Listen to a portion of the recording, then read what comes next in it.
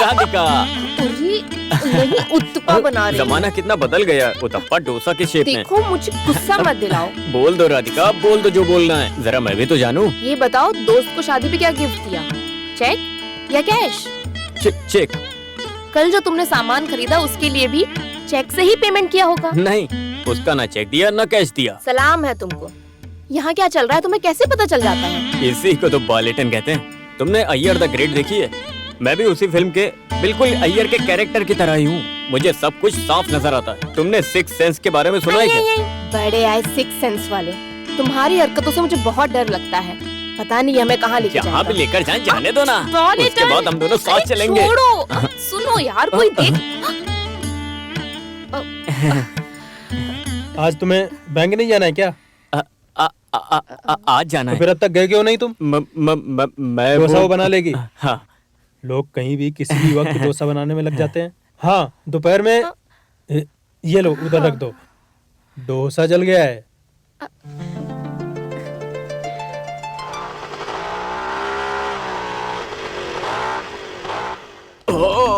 क्या खुजली है यार। अरे इतनी खुजली कहाँ से आ गई उंगलियों में। अरे बाप रे, इंडिका की लग गई। Good morning sir. Good morning sir.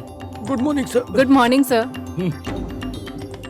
Athani के अकाउंटेंट बालाचंद्रन अभी तक नहीं आए? सर वो अभी अभी यहीं थे। वो आए तो उन्हें मेरे कैबिन में भेज ओके, देना। साला नौटंकी जल्दी बाज। करो, ये फाइल्स वहाँ पहुँचानी है।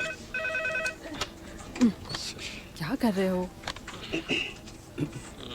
सर, मे आई कम इन? मैंने आपके बारे में सुना है। तुम पिशारेड्डी के बारे में सोचते क्या हो? के पिशारेड्डी का मतलब भी पता है? कलारी कंदाथिल पिशारेड्डी। अरे मैं उनमें से नहीं जो कुछ भी बर्दाश्त कर ले, समझे? Bank employee association family meeting, यहाँ कुछ नहीं चलेगा। अब बैनर लगाने के बाद भी रिहर्सल के नाम पर तुमने 12 हीरोइनों और उनकी माओ को मेरे सिर पर मर दिया, और वहाँ से तुम मुझे बिना बताए गायब हो गए। कम से कम मुझे तो बताना था। आखिर कहाँ चले गए थे? बोलो, किसी भूतिया शहर में? जवाब दो। क्या कहा था तुमने मुझसे कि तुम ऐसा प्ले करोगे जो शेक्सपियर के प्ले को भी पीछे छोड़ देगा? अच्छा नाटक रचा था तुमने नहीं, लेकिन हीरोइन की माओ ने। पता है 4 दिन की रिहर्सल के बाद भी जब डायरेक्टर नहीं पहुंचा तो हीरोइन की माएं, जो उस वक्त तक बहुत इज्जत से पेश आ रही थी, एकदम से गालियां देने लगी मुझे। ऐसा होता है क्या? ये सब कुछ तुम्हारी वजह से हुआ, समझे? अच्छा? एक बात साफ साफ कह देता हूँ, मैंने बरसों कड़ी मेहनत करने के बाद आज इस मुकाम पर पहुंचा हूँ। अगर तुम इसे अपनी हरकतों से बर्बाद करोगे तो तुम खुद इस बात के गवाह रहोगे कि मैं कैसे बदलता हूँ। एक कवि के रूप में नहीं, बल्कि एक कातिल के रूप में। मैं बहुत परेशान हूँ, समझे? हो गया? अभी नहीं। मैं तुमसे अकाउंटेंट की तरह पेश नहीं आया तो तुमने मेरी दोस्ती और मेरी आजादी का नाजायज फायदा उठाया है। मैंने नाजायज फायदा उठाया? हाँ। प्लीज ऐसा मत बोलिए सर। बोलूंगा। तुमने उठाया है, उठाया है, उठाया है। बहुत हुआ। अब मुझे किसी भी परिवार या रिश्तेदार की जरूरत नहीं है। नहीं तो ना सही। क्या आपने मुझे क्या कहा था? मैंने नाजायज फायदा उठाया? मैंने किसका फायदा उठाया? कैसे फायदा उठाया मैंने? ये बताइए। सुकुमारन को आप नहीं जानते या उसके परिवार को नहीं जानते? वो सब मेरी समस्या नहीं हो है। भी नहीं सकती, क्योंकि इस एहसास के लिए एक परिवार, एक बच्चा चाहिए। आपके जैसे लोग सर पे विग लगाते हैं, दारू पीकर शायर बनते हैं, पत्नी को छोड़ने के बाद तलाकशुदा जिंदगी बसर करते हैं, वो लोग ये समस्या नहीं समझेंगे। आपको पता है दुनिया में आत्महत्या सबसे ज्यादा कहाँ होती है? इराक में होती नहीं, मैं आपको बताता हूँ कि खुद भगवान की नगरी केरला में। और इसकी वजह क्या है आपको पता है? नहीं, सबसे बड़ी पैसे की समस्या, ईगो की समस्या। मैं चाहता हूँ कि खुदकुशी का रेशियो घटकर गिर जाए। कम से कम हमारे आसपास के इलाके में तो ऐसा ना हो। और हाँ, मैं आपको बता दूं कि आपके जैसे बड़े लोग मेरी हाजिरी को कभी नाजायज फायदा नहीं समझते। बात करते हैं कि नाजायज फायदा उठाया। नहीं, मैं छुट्टी की अर्जी डालना भूल गया। क्यों क्यों क्यों क्यों? बस हमारी दोस्ती की वजह से। तुमने हमारे प्यारे रिश्ते को खत्म कर दिया, जिसे मैंने तुम्हारे ईगो को ठेस पहुंचाए बिना बरकरार रखा था। नाजायज फायदा उठाया कह रहे हो? बस यही सुनना रह गया था मुझे, बस यही। मैंने तुम्हारा नाजायज फायदा उठाया। अच्छे, अब उस एक शब्द को पकड़कर बैठने की जरूरत नहीं है, प्लीज। अरे कुछ पल के लिए मुझे गलतफहमी हो गई थी। अगर मुझे अपना कजिन भाई समझते हो तो उस बात को भुलाकर बालेटन, तुम रिहर्सल के लिए आओगे ना? आने वाली 25 को स्टेज पर जाने का मेरे बरसों का सपना पूरा करने का हमने फैसला किया था। एक म्यूजिकल प्रोग्राम होगा विश्वकरण और आत्महत्या पर। तो उसका क्या फायदा? फिर तुम जहाँ चाहो जा सकते हो, जहाँ घूमने जाना है जाओ, लेकिन एक बात समझ लो कि हर महीने की पहली तारीख को यहाँ पर आ जाया करो। मेरा म्यूजिकल प्रोग्राम होगा। अरे हाँ, जरूर होगा, जरूर।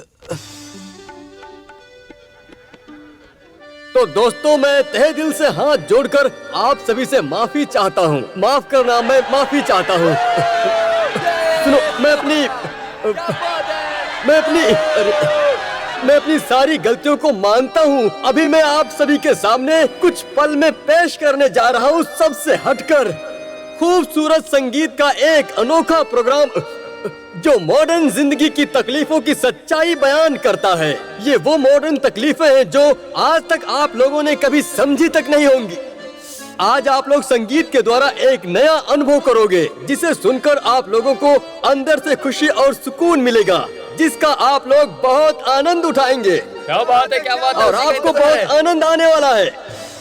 विश्वकरण और आत्महत्या, जिसे पेश करते हैं लेखक पिशा रेड्डी, यानी कि मैं खुद ब्रांच मैनेजर इरिंजी पालम, जिसका निर्देशन एक जानी मानी हस्ती ने किया है जो हमारे ब्रांच के अकाउंटेंट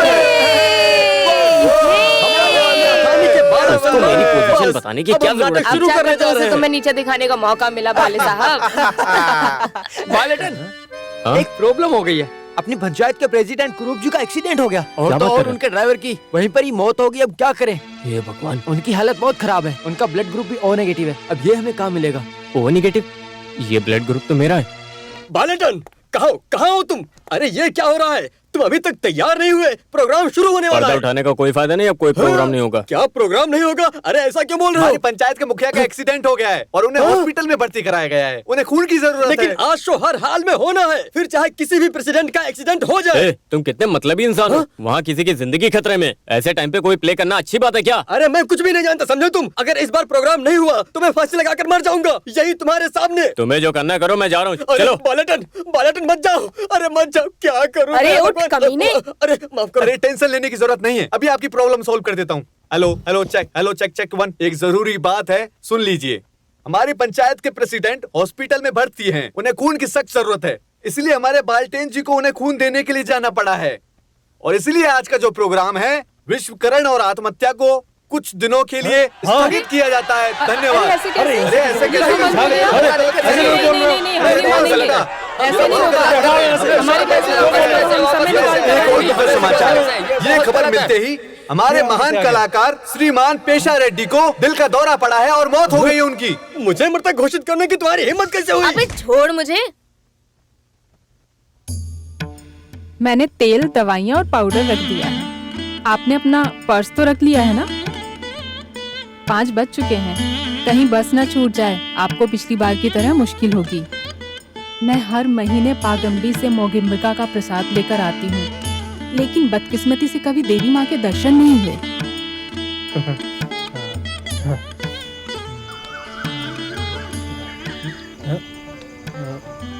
अच्छा चलता हूँ। हे ईश्वर।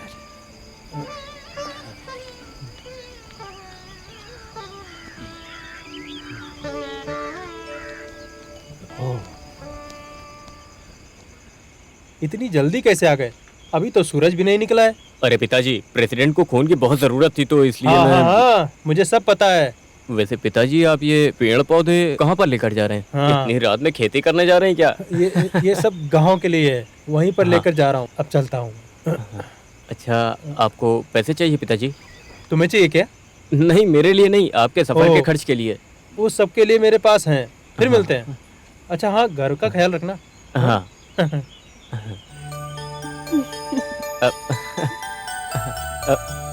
पिताजी की दूरंदेशी की दाद देनी पड़ेगी। वो तो है, आखिर